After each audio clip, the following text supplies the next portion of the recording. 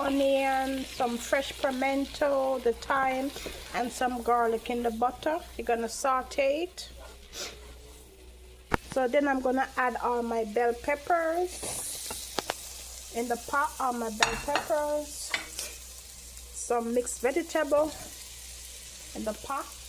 I'm gonna saute it for a little bit. So here goes the pumpkin inside. Pumpkin. Saute. Look at that beautiful color. Now here's my saltfish I wash and pick and clean in the pot. So here's my pepper and my scallion in the pot. Now here's my coconut milk. Oh, if you guys smell this, it smells so delicious.